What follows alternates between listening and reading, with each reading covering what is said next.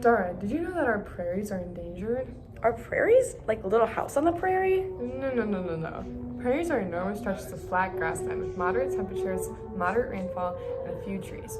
Prairies are found in all continents except Antarctica, and there are short, mixed, and tall grass prairies. Summers are humid and the winters are bitterly cold. Most rain is received as rain in spring and summer, and the average precipitation is 10 to 30 inches. Oh, so if I'm hearing correctly, so prairies are important because they're such complex ecosystems that provide so much throughout several different outlets, such as cultural, supporting, regulating, and provisioning factors, which make prairies such an important part of our overall ecosystem, right? Yes, so true. And we have some examples of flowers and animals from the prairie, such as the American Pascal flower, which is actually the earliest blooming flower in the prairie. No way. A wood betony, which is an important nectar and pollen source for queen bumblebees to start colonies that provide pollination services. We have our typical prairie violet, which serves as a host plant for caterpillars. And then we have our animals, such as a prairie chicken. But it's actually listed as an endangered species due to loss of habitat, such as our endangered prairies, and hunting pressure. We also have the American bison, which grazes the grasses at different heights, which provides biodiversity and provides nesting grounds for birds. And finally, we have our prairie king snake, which feeds mostly on small mammals, such as moles and shrews, but also eats other snakes, birds, and insects.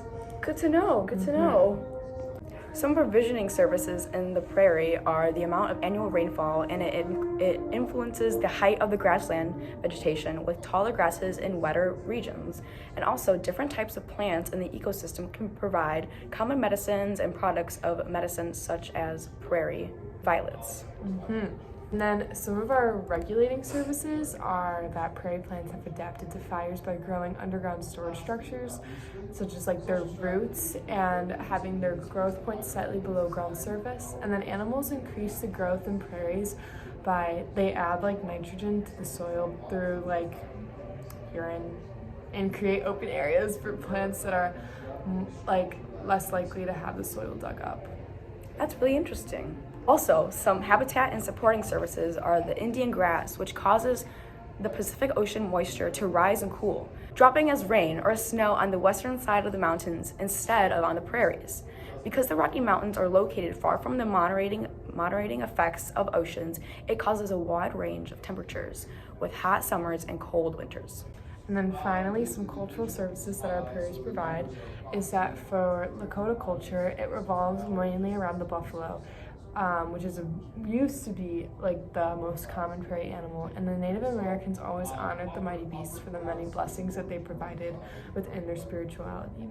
And prairies provide source opportunities to visit and explore, which provide economic advantages such as like trail rides and flower picking and stuff like that. So what are 3 ways that the humans can do to protect the prairies? One of them is habitat restoration. Rebuilding wildlife population means providing resilient and rich habitats where animals can move and thrive. Another way we can protect the prairie is protecting our bison and other grazing animals. Grazing behavior produces higher biodiversity because they tend to graze on recently burned zones to create a diverse habitat. And also, seed distribution can help with the protection of prairies as well. By distributing seeds from one part of the prairie to another, we can help fix the depleted areas in the prairies. That sounds like it can help biodiversity as well. That is totally right. So locally, we have the Illinois Prairie Path, which is an original 1,000-year-old prairie, one of which the Great Western Prairie is a part of. It also provides the prairie ecosystems, while also adhering to our town and providing trails for running, walking, and biking. And there are several volunteer opportunities for local high schoolers and even adults, such as Earth Day cleanup, regular cleanup days, or you can even make a donation through the Illinois Prairie Path website. Oh, Ella, I think I get it now. So we need to do all these things to help our prairies because our prairies are so important for our environment, right? Prairies are such an important part of our ecosystem, and we would lose so much without our prairies, such as animals, cultural services, and even medicines where its products come from the prairie. So that's why you need to take action in your local community and find something to do that can help protect our local prairies. Do good, Elmhurst. Oh.